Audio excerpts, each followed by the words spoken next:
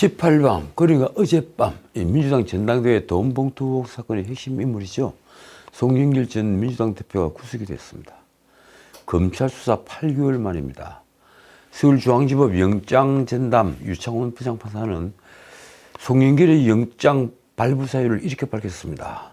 그에게 불법 정치자금을 수사하고 당대표 경선과 관련한 금품 수수에 일정 부분 관여한 점이 소명되는 등 사안이 중하다. 유 판사는 인적 물적 증거에 관해 수사 과정에서 확인된 피의자의 행위 및 재반 정황에 비춰 증거 인멸의 염려도 있다고 판단했습니다. 한편 송영길에게 돈 1억 원을 준 사업가가 검찰 조사 후에 극단적 선택을 한 것으로 알려졌습니다. 윤석열 대통령은 보수의 기분으로 가달라는 장부선 교수의 칼럼이 실렸습니다. 일본에 가 있는 교수죠. 칼럼은 윤 대통령이 12월 6일 부산 국제시장에서 이재용 삼성 회장 그리고 구광모 LG 회장 이런 분들을 포함해서 기업 총수들과 함께 쭉 나란히 한 줄로 서서 떡볶이를 먹고 있는 모습을 거론을 한 뒤에 이렇게 질타합니다. 화면을 보다가 낯이 뜨거워서 꺼버리고 싶었다. 지금이 권위주의 독재 시절인가? 그렇습니다. 저 역시 그랬습니다. 병풍처럼 도열해서 어색한 웃음을 지어가며 평소엔 입에 대지도 않았을 떡볶이 어묵 등을 열심히 먹고 있는 총 몇 줄 합계 1000조 원에 달하는 그룹 총수들의 모습은 정말 충격이었습니다. 장부선 교수는 이렇게 묻고 있습니다. 미국 대통령이 월마트, 아마존, 엑소모빌, 애플, 버크셔 해스웨이 그리고 구거리 총수들을 한자리에 모아 핫도그를 먹으면서 서민 코스프레를 하게 했다면 어떤 일이 벌어질까? 글쎄요, 어떤 일이 벌어졌을까요? 그런 일은 처음부터 생기지도 않았겠죠. 칼럼에서 쓴 대로 선진 민주정 중에 기업인들이 이렇게 병풍 취급을 당하는 나라는 단언컨대 없습니다. 그런데 자유민주주의 국가에서 검찰총장 출신 대통령이 기업인들을 이처럼 한 줄로 세우고 있습니다. 장부성은 다시 묻습니다. 그토록 자유를 강조했던 윤 대통령이 갑자기 기업인들을 줄 세워 떡볶이를 먹여가며 투자를 독려하고 있다. 윤 대통령은 보수를 뭘로 알고 있는 건가? 자, 이틀 전 18일 서울고법 형사 13부 조국의 항소심 결심 공판이 있었습니다. 이제 그 얘기를 좀 하고 마치겠습니다. 검찰은 2심에서도 조국에게는 징역 5년과 벌금 1200만 원 그리고 추징금 600만 원을 정경심에게는 징역 2년을 구형했습니다. 조국은 지난 2월 1심에서 징역 2년과 추징금 600만 원을 선고받았습니다. 법정 구속만은 당하지 않았죠. 당시 정경심도 징역 1년이 선고됐습니다. 조국은 지난 2019년 잔 입시 비리 그리고 유재수 전 부산시 부시장 감찰 무마 또 사모펀드 관련 비리 등 13개 혐의로 기소됐습니다. 올해 2월 1심은 혐의 13개 중에 8개를 유죄로 판단했습니다. 한편 정경심은 작년 1월 이 사건과 별도로 기소됐던 자인 입시 비리 및 사모펀드 관련 비리 등 혐의로 대법원에서 징역 4년이 확정된 상태입니다. 항소심 판결은 내년 2월 8일 선고 예정입니다. 검찰은 이날 이렇게 논거했습니다. 조국은 기득권과 네트워크를 이용한 반칙으로 이 사건 자녀 입시 비리 범행으로 나갔다. 조국은 도덕적 비난의 경계선을 넘어 위조 조작 등 범죄의 영역까지 나아갔으며 그 정도도 중하다. 검찰은 또 유재수 전 부산시 부시장 감찰무마 혐의에 대해서는 이렇게 논거했습니다. 청와대 민정수석이던 조국이 국가기강을 바로 세워야 할 최고 책임자로 권한을 남용하고 대통령의 신뢰 행위를 배신한 중대범행이다. 우리 편에게는 관대한 잣대를 들이대는 이율배반적 내로남불 사건이지만 반성하지 않고 있다. 그러자 조국은 직접 준비해온 최후 변론을 통해 14분간 혐의를 부인하고 검찰을 비판했습니다. 조국의 최후 변론 말이 이렇습니다. 2019년 8월 제가 법무부 장관에 지명된 후에 검찰, 언론 등으로부터 파상적 공격을 받아왔다. 제 가족 전체는 5년간 사회적 형벌을 받았다고 생각한다. 정경심은 최후 진술에서 이렇게 말했습니다. 저와 남편은 교수가 아니고 딸도 의사가 아니다. 아들도 석사학위를 내려놓았다. 저희 가족이 다시 시작할 수 있게 선처를 내려주길 간청한다. 그러니까 남편과 자신이 교수에서 물러난 것, 딸이 의사 자격을 뺏긴 것, 이 모두는 자신들이 잘못이 아니다. 뭐 이런 취지입니까? 놀라운 것은 정경심이 마지막 사실심 재판에서 태도를 바꿔 피고인 신문에 응한 것입니다. 아니, 피고인 신문을 요청을 했습니다. 그래서 마지막 법정에서 피고인 신문이 이루어졌습니다. 정경심은 18일 아들 조은희 입시 비리 혐의와 관련된 2심 재판에서 조은희 받은 수료증이나 상장이 위조는 아니라면서도 이 같은 행위가 셀프 수요로 오해받을 수 있다는 생각을 못한 점을 반성한다고 했습니다. 위조는 아니다. 셀프 수요다. 그걸 반성하겠다. 이 얘기입니다. 정경심이 피고인 신문에 응한 건 2019년 9월 자녀 입시 비리 등 혐의로 기소된 이래 처음이라고 합니다. 늘 묵비권을 행사했습니다. 정경심이 그간 피고인 신문을 거부를 해오다 입장을 바꾼 이유를 이렇게 설명했습니다. 이분이 아니면 기회가 없겠다는 생각에 정직하고 진실하게 이야기해버려 피고인 신문을 자청했다. 우리 가족은 다 잃었고 다 내려놓았다. 정경심은 조언을 양육할 당시 유학 등 사정으로 제대로 돌보지 못했다고 말했습니다. 늘 마음속에 아픈 손가락으로 남아있다. 이렇게 표현을 했습니다. 특히 조은이 고등학생 시절 학교 폭력을 당했다는 사실을 뒤늦게 알았을 당시를 이렇게 설명했습니다. 뒤통수를 3개 맞은 것 같았다. 극단적 선택을 막으려면 제가 24시간 관리해야 한다는 생각밖에 없었다. 글쎄요, 24시간 관리를 한다면 왜 미국으로 유학을 보냈습니까? 정경심은 이런 사정 때문에 자신이 교수로 있던 동양대에 아들을 데려와서 방학 프로그램에 참여시키고 경연을 위해 수료증과 상장, 봉사활동 확인서 등을 발급했던 것일 뿐 이것이 주 문제가 될 거라고는 생각하지 못했다고 했습니다. 그러면서 한 말이 이렇습니다. 감옥에서 깨달은 것은 이런 게 셀프 스펙이고 셀프 상장으로 볼 수 있겠다는 것이었다. 정경심은 또 서울대 공익인권법센터 인턴십 활동 예정 증명서 발급과 관련해서는 새로운 주장까지 내놨습니다. 내가 직접 서울대 한인섭 교수에게 아들의 인적사항을 전달했다. 조국 부부는 1심에서는 조국이 한인섭에게 부탁해 인턴십 활동 예정 증명서를 발급받았다고 말해왔습니다.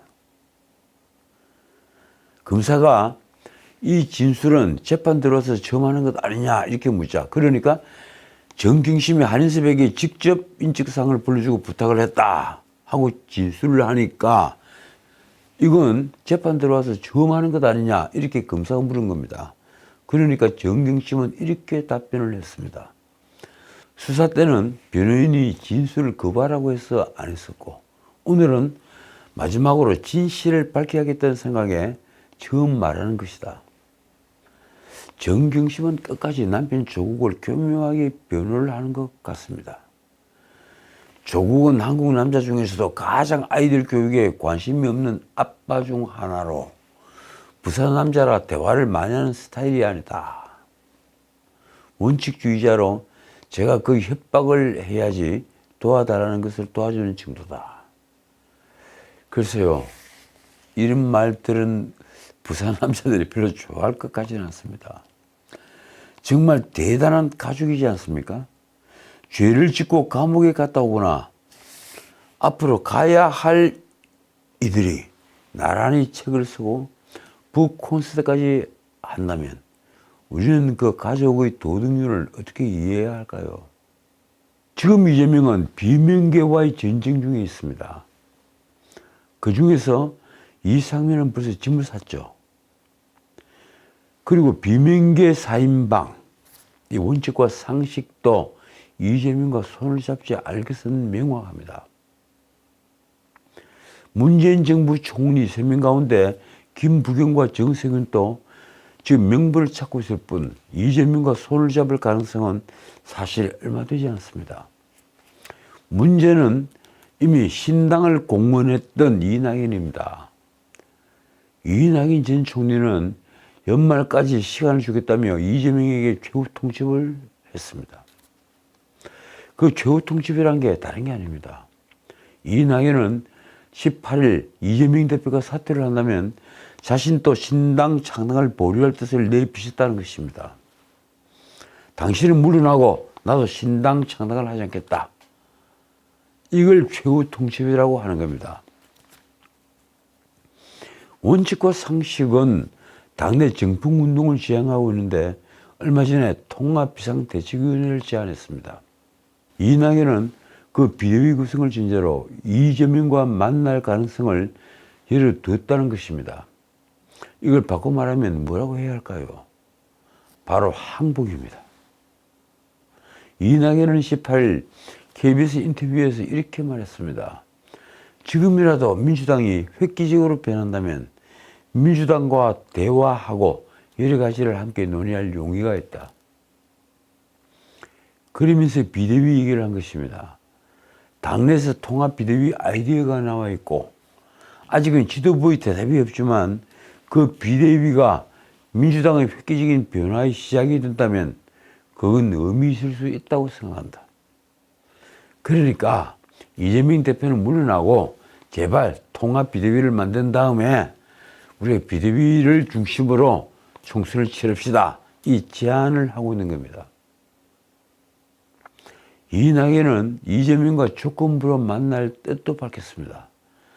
민주당을 획기적으로 혁신해서 국민 신뢰를 회복하겠다는 의지가 확인되면 언제든지 이재명을 만나겠다고 했는데 지금도 그 입장은 유효하다. 이낙연은 1월 중에 신당 창당 가능성에 대해서는 이렇게 설명했습니다. 새초에 국민 여러분께 말씀을 드리겠다.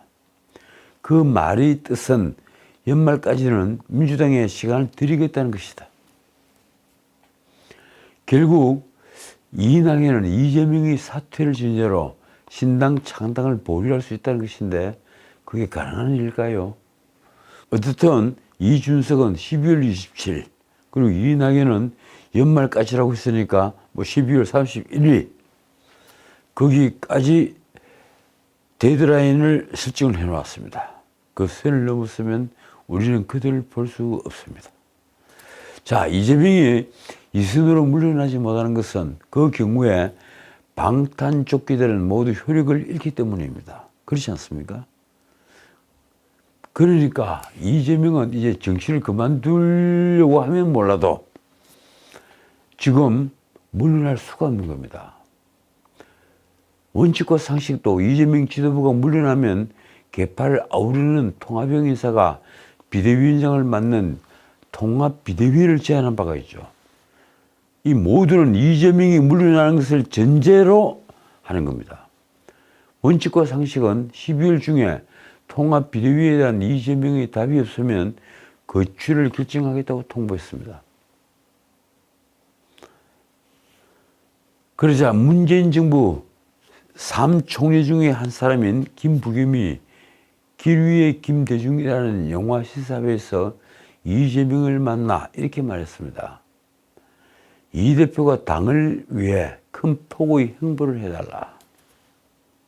발을 크게 떼달라. 이런 부탁을 한 겁니다. 김부겸은 기자들이 이재명이 이낙연을 포용해야 한다는 취지인가 라고 묻자 수긍을 했습니다. 당연히 그렇게 봐야 하지 않겠나. 대한민국의 많은 정치인들도 졌던 저런 무거운 짐을 기꺼이 질 각오를 하셔야 한다. 어쨌든 공은 이제 이재명에게 돌아갔습니다. 언론은 이재명은 자신의 사퇴를 진저로 한 이낙연과의 만남을 받아들일 수 없다는 입장이라고 보도했습니다. 이재명은 이날 기자들이 김부겸의 큰 폭의 행보를 해달라는 당부에 대해 어떻게 생각하는지에 대해 물어도 아무 답변도 하지 않았습니다. 권칠성 대변인은 최고위원회의 브리핑에서 이재명, 이낙연의 만남에 대해 추진은 하지만 아직 확정된 바는 없다고 잘라 말했습니다. 당내에서는 이재명이 분열을 막기 위해 이낙연을 만나라는 요구가 지금 줄기차게 나옵니다. 한동훈 국민의힘 비대위가 29일 출범을 할 것으로 보입니다. 국민의힘은 26일 전국위원회 의결을 통해 한동훈을 비대위원장으로 공식 추대를 합니다. 그리고 29일까지 비대위원 인선 작업을 마칠 계획입니다. 비대위원은 상임 전국위 의결을 거쳐 비대위원장이 임명합니다. 29일 비대위 출범은 민주당이 12월 28일 김건희 특검법의 국회 본회의 처리를 요구한 상황을 고려한 것으로 알려졌습니다. 한동훈 비대위는 내년 1월 1일 국립서울현충원 참배를 시작으로 본격적인 활동을 시작할 방침입니다. 정치권에선 비대위를 어떻게 구성하느냐가 한동훈 비대위의 첫 시험이 될 것이라는 말이 나왔습니다. 국민의힘 당원에 따르면 비대위는 위원장과 원내대표 그리고 정식위 의장을 포함해서 15인 이내로 구성이 됩니다. 그 15명에서 3명을 빼면 비대위원장이 최대 12명의 비대위원을 선임할 수 있는 셈입니다. 한동훈은 20일 비대위 구성과 관련해서 이렇게 말했습니다. 국민을 위해 열정적으로 헌신할 수 있는 실력 있는 분을 모시는 것이 중요하다. 여기 방점이 찍힌 것은 실력 있는 분, 이 5자입니다. 비대위 구성과 관련해 중앙일보 보도는 이렇습니다. 여권 관계자에 따르면 한동훈은 서울 모처에서 다방면의 비대위원을 인선하기 위한 구상에 착수했습니다. 주변 인사들로부터 덜 알려졌으나 실력이 있는 정치학자 등 전문가와 여성 청년 인재를 폭넓게 추진하는 중이라고 합니다. 문제는 한동훈이 당대표로는 비교적 젊은 1973인생으로 50세인 만큼 비대위의 평균 연령도 확 낮아질 것으로 보인다는 점입니다. 이 세례는 아마 30대와 40대 그리고 20대 한두 명으로 구성이 될 것이다. 한동훈 비대위가 여권이 세대교체 신호탄이 될 것이라는 관측이 나오는 이유입니다. 동시에 기존 당 지도부도 대거 교체될 전망입니다. 전당대회로 뽑힌 최고위원은 비대위가 출범하면 동시에 지위와 권한을 상실합니다. 따라서 주요 당직자도 상당수 교체될 가능성이 큽니다. 당 관계자의 말입니다. 비대위원장의 선택을 용이하게 해준다는 측면에서 한 전 장관 추대준으로 주요 당직자가 일괄 사퇴할 수도 있다. 자, 언론은 출범을 앞둔 한동훈 비대위를 향한 당내 기대도 고조되는 중이라고 썼습니다. 문자 그대로 한동훈 신드롬이 불고 있죠. 윤석열 대통령의 국정 운영 지지율이 상당 기간 30% 초중반에 머무는 상황에서 한동훈이 등장으로 총선 구도를 바꿀 수 있는 계기가 마련됐다는 것입니다. 중앙일보는 이와 관련해서 아주 재밌는 표현을 썼습니다. 안정론 대 심판론으로 흐를 뻔한 총선 구도를 미래 대 과거의 구도로 재편할 수 있게 됐다. 그렇습니다. 지금까지는 여당이 주장하는 안정론, 야당이 주장하는 심판론, 이 싸움으로 비쳤는데 이제 미래냐 과거냐 이 구도로 재편을 할 수 있게 됐다. 그게 한동훈의 등장이 만든 결과입니다. 윤재옥은 21일 원내 대책회의에서 60년대생 운동군 출신과 70년대생의 차이를 말했습니다. 그는 우리 정치는 86세대, 그러니까 80년대 학번, 60년대생, 86 운동군 출신이 주도하는 진영 정치와 팬덤 정치, 그로 인한 극한 정쟁으로 질식 상태에 빠졌다면서 이렇게 말했습니다. 한동훈은 젊음과 새로움으로 우리 정치에 수십 년간 군림해온 운동권 정치를 물리치고 탈진영 정치, 탈팬덤 정치 시대를 열 잠재력을 가진 분이다. 어제와 전혀 다른 정치를 기대할 수 있다. 그렇습니다. 어제와 전혀 다른 정치. 그게 우리 국민이 얼마나 목말라 있습니까? 어떻든 인지도가 높은 한동훈이 당 전면에 나서면서 지금 총선을 앞두고 출범할 선거대책위원회는 실무와 정책 중심으로 아주 설림화한다. 이런 전망이 나왔습니다. 배준영 전략기획 부총장이 이날 당 총선기획단 회의 뒤에 기자들에게 한 말이 이렇습니다. 기존 선대위가 메모드급으로 복잡다단했다면 지금은 실용과 신속 등의 컨셉트로 운영해서 민심을 신속하게 반영할 수 있는 실용적 선대위가 되려고 한다. 쉽게 말해서 소수 정예부대로 선대위를 꾸미겠다, 이 얘기를 하는 겁니다.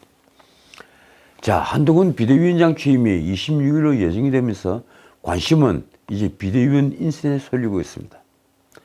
언론은 키워드로 실력과 세대교체라고 썼습니다.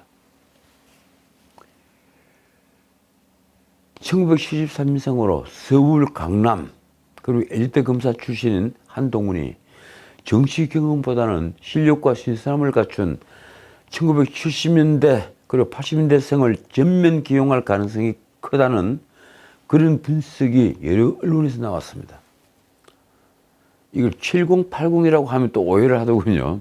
70년대생, 80년대생. 아마 이 젊은 층들이 대거 등장할 것이다.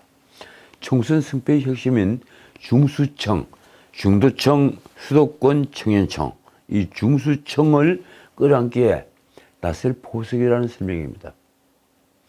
그뿐 아니라 86세대 운동권이 주축인 민주당과도 차별할 수 있다는 것입니다. 우선 한동훈이 밝힌 비대위원 인선 규제는 아까 말씀드린 대로 실력입니다. 국민을 위해 열정적으로 헌신할 수 있는 실력 있는 분을 모시는 게 중요하다. 아까 그렇게 말을 했죠. 결국 지역 계파등과 관계없이 각 분야에서 능력이 검증된 인물을 인선하겠다는 뜻입니다. 언론은 한동훈이 과거 여의도 300명이 아닌 5천만의 문법을 쓰겠다고 한 만큼 정치 경험이 없는 신진 인사가 합류할 수 있다고 예측을 했습니다. 당 내에선 2030과 중도층표를 가져올 인사를 배치해야 한다는 의견이 나왔습니다. 어쨌든 한동훈 신드롬은 지금 불고 있습니다. 그런데 대부분의 언론은 윤 대통령과 한동훈을 원팀으로 보는 시각을 가지고 있습니다.